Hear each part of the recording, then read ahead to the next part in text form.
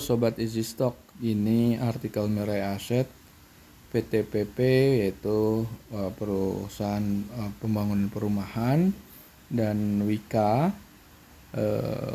Wijaya Karya. Ini dua perusahaan konstruksi kelas atas milik BUMN, garap jalan tol IKN 1,9 triliun. Sekarang ini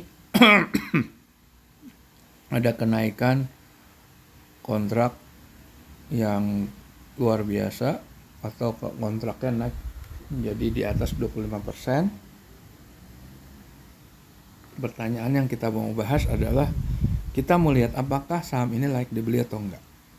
Kita mengikuti polanya bukunya Benjamin Graham, Security Analysis dan Intelligent Investor, dua buku pegangannya Warren Buffett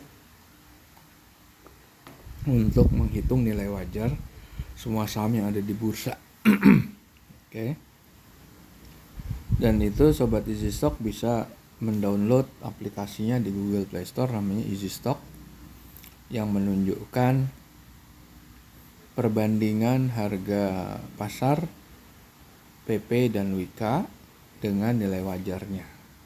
Ada dua gap tertinggi dan terendah. Oke, kita bisa buka Easy Stock lewat Google Play Store, akan ketemu seperti ini. Anda klik bendera Indonesia, Anda lihat. Sebelum itu saya mau lihat ininya ya, Wika itu seperti apa coba. Wika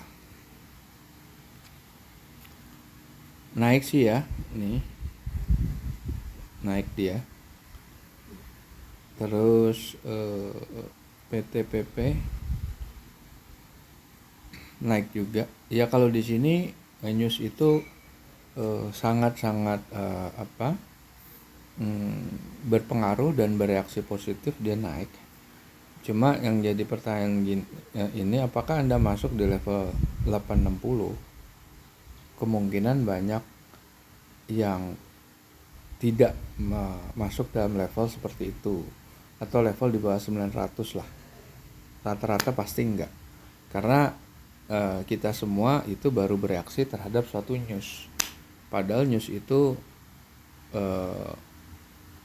baru dirilis manakala news itu sudah ada yang melakukan aktivitas. Artinya kalau kita lihat di pasar modal gini, ada pemain-pemain besar yang sudah melakukan pembelian secara bertahap dan dalam jumlah besar. Nah, maka hati-hati kalau menghadapi news di sini. Oke, kita lihat nih sekarang.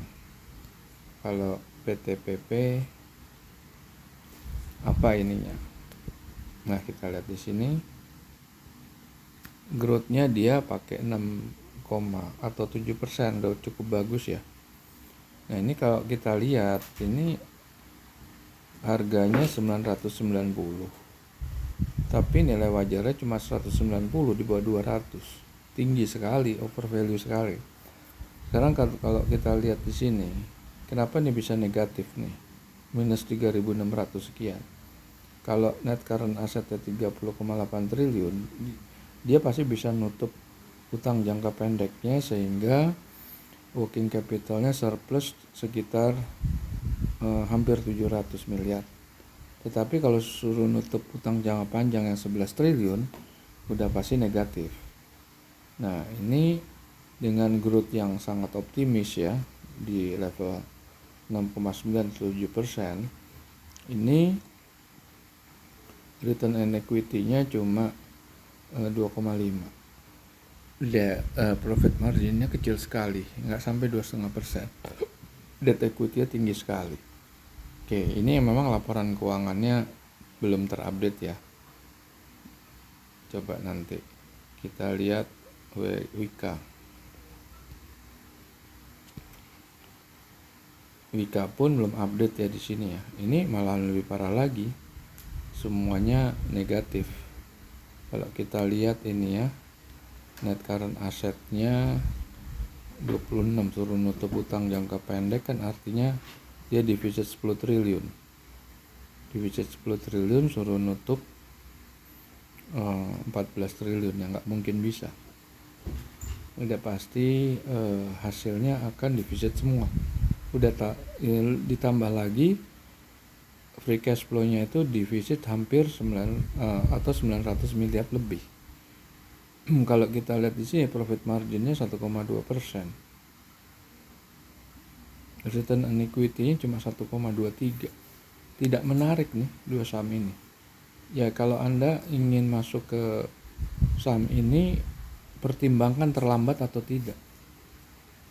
Kalau Anda cuma mau cari untung 3-4%, ya mungkin Anda bisa selamat di sini.